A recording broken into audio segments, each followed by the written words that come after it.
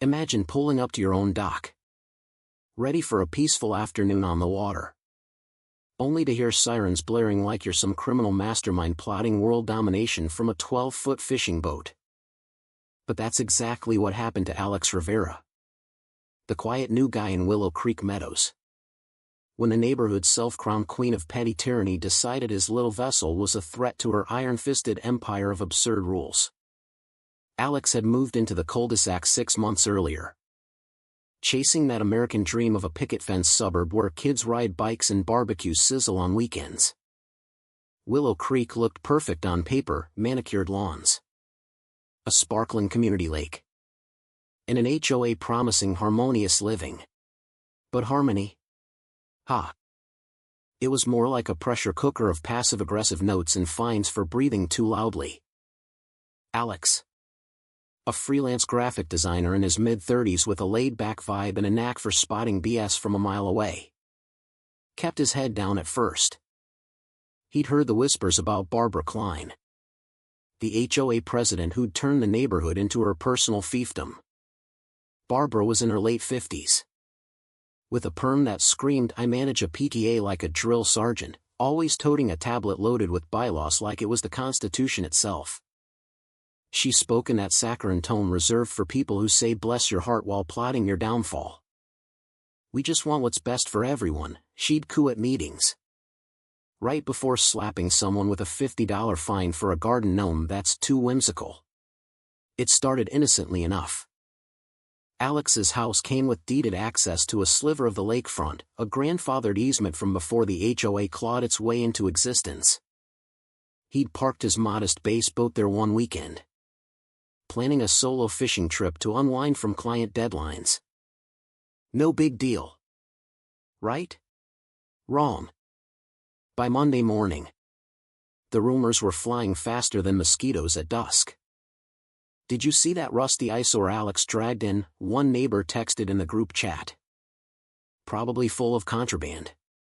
Alex ignored it, figuring it was just small-town paranoia. But Barbara? She smelled blood in the water, or in this case, lake scum on a hole. She started her campaign subtly, a friendly email reminding him of HOA Guideline 7.2.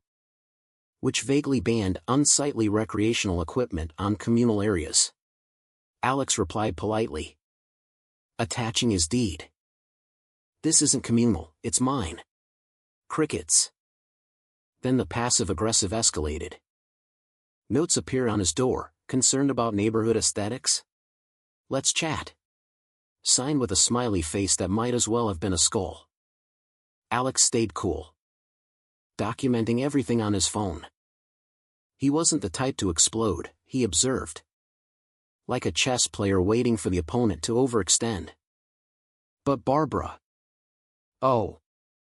She was building her case like a bad lawyer in a TV drama. She cornered him at the mailbox one evening, her voice dripping with faux concern. "Alex. Honey. That boat of yours is really dragging down property values. We have standards here, think of the children." Alex raised an eyebrow. "The children who fish off that same dock every summer?" "Yeah. They're traumatized by my aluminum hull." She huffed, clutching her tablet tighter. "It's not about the boat, it's about unity. If everyone did what they wanted, we'd have chaos." Alex smiled thinly. "Unity meaning everyone bows to your clipboard?" "Got it." She stormed off, muttering about troublemakers, and that's when the real fun began. Whispers turned to outright slander. "I heard Alex is running some shady operation from that boat, probably drugs or something." Alex overheard it at the grocery store, saw it in sidelong glances. He bit his tongue. But inside, he was cataloging every lie, every exaggeration. Patience was his weapon, Barbara's ego would be her undoing. The sirens hit like a punchline to a bad joke. Alex was loosening the boat cover when the cop cars screeched up, lights flashing off the water like a disco ball from hell. 2 officers hopped out, hands on holsters. looking half embarrassed. "Step away from the vessel." "Sir," the burly one barked. Alex complied. "Hands up." But couldn't suppress a chuckle. "Let me save you time," Barbara Klein called. "Right?" Said I'm smuggling state secrets in my tackle box. The younger cop blinked. "How'd you know?" She reported a suspicious unauthorized craft endangering the community. Alex lowered his hands. "Endangering? It's a fishing boat. Not a submarine." "Up the hill." Barbara stood triumphant. Arms folded. Her floral blouse billowing like a victory flag. "Officers. That man is violating HOA Code 7.2 and trespassing on protected shoreline," she yelled. Voice echoing with righteous indignation.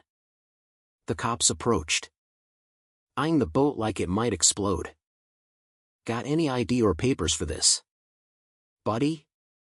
Alex pulled out his laminated deed from his backpack. Slow and deliberate. "Sure do.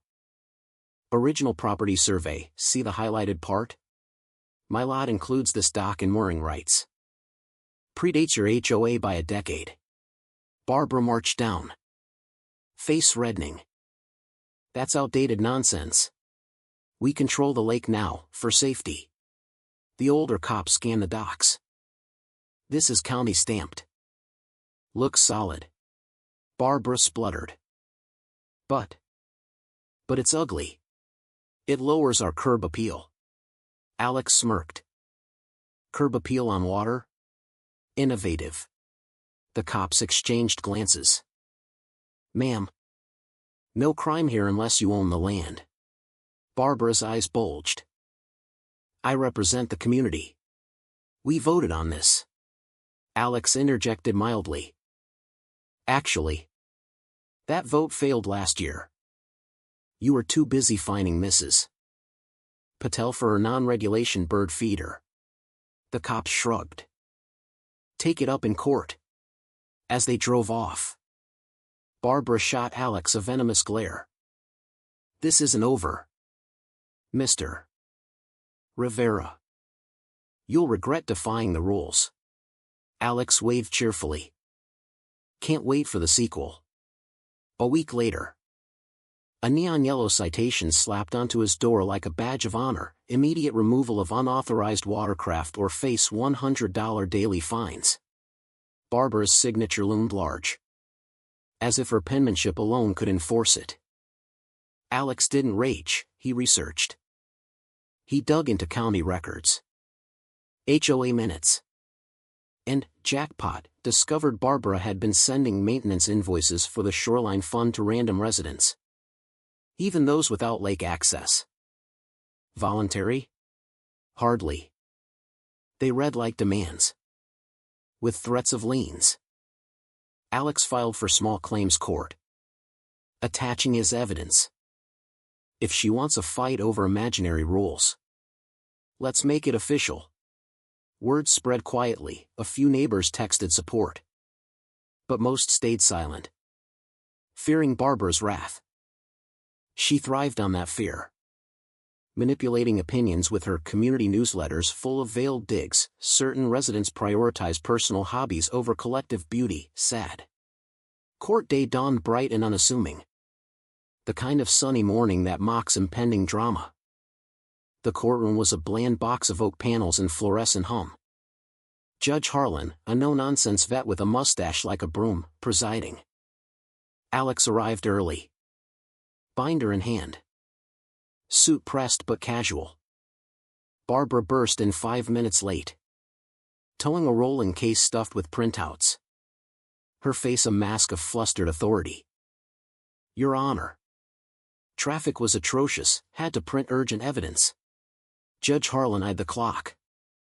"You've had weeks. Proceed." Barbara unloaded her stack like it was the Dead Sea Scrolls. "Your Honor. Willow Creek demands order. Mr. Rivera's boat flouts our bylaws, eroding community spirit." The judge cut in. "Specifics, Miss." Klein. Does the HOA own the dock? Barbara waved an email. Our lawyer says we should enforce it, for harmony. Alex suppressed a laugh. Judge Harlan sighed. Intentions aren't law. Mr. Rivera? Alex stood, handing over his binder. Deed. Survey. Easement, all county approved. The HOA tried to claim the shore but botched the vote. Barbara interjected. He's lying. It's communal. The judge reviewed. Then paused on a letter Alex had included from the prior owner. Ms. Klein. This shows your HOA billed for maintenance on unowned land. Explain. Barbara faltered. We maintain everything for the greater good. Judge Harlan leaned forward. Billing for what you don't own? That's fraud territory. Barbara's confidence cracked, her voice pitching up. But property values. Think of the resale. The judge snapped. This court's about rights, not resale. Case dismissed. And I'm referring your billing practices to the DA. Barbara gaped. Color draining. You can't. I'm protecting the neighborhood. Alex just smiled. The mask was slipping. And it was glorious. Post-court. The neighborhood buzzed like a hive poked with a stick. Alex's neighbor, Tom, a burly mechanic with a heart of gold, slipped him a faded invoice. Got this last year for lake upkeep. Never paid, thought it was junk.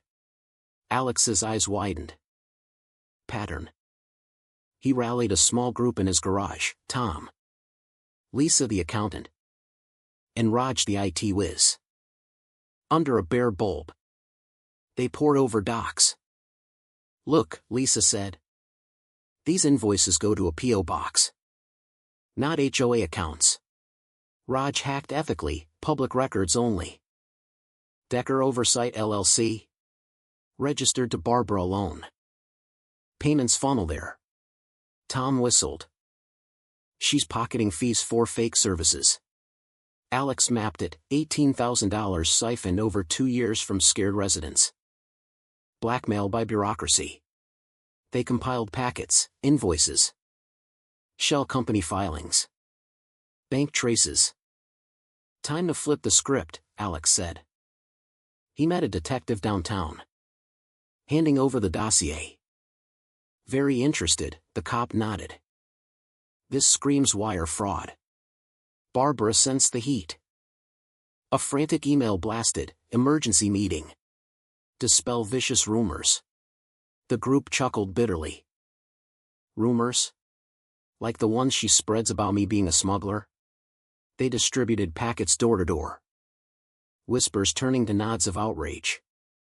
She fined me for purple flowers, said they clashed, one woman confessed. The meeting hall overflowed. Tension thick as fog. Barbara at the podium. Blazer starched. Voice quivering. Friends. Some agitators are spreading lies about our finances. It's all for upkeep. Lisa stood. Upkeep like your private LLC skimming thousands? Murmurs erupted. Barbara flushed. That's efficient management. Raj chimed. Efficient fraud. Payments never hit HOA books. A man yelled. I paid $400. Where's it? Barbara stammered. You don't understand the burdens of leadership. Doors banged open, detectives strode in. Barbara Klein. You're under arrest for fraud and embezzlement. Her face contorted in panic. Hands flailing. This is a witch hunt. I built this community. Cuffs clicked, silence fell. Satisfying as a mic drop. In the aftermath, Judge Harlan oversaw reforms, transparent audits, open meetings. No more conflicts. Reimbursements flowed, checks in plain envelopes. Cold justice. The neighborhood breathed freer, wildflowers bloomed unchecked. Kids fished without fear. Alex stood by his dock one evening. Boat bobbing. Tom joining with beers. "Think she'll learn?" Tom asked. Alex shrugged. "Doubt it. Power-hungry types rarely do." Stories spread to other HOAs. Sparking recalls elsewhere. Barbara got probation. Banned from boards forever, her empire reduced to house arrest. The lake sparkled. A symbol of reclaimed freedom. But here's the kicker, was Alex the hero for exposing her? Or just another rule-bender who got lucky? Or was Barbara right all along, that without her order, suburbs would descend into chaos? Who's the real villain in a world of petty tyrants and silent sufferers?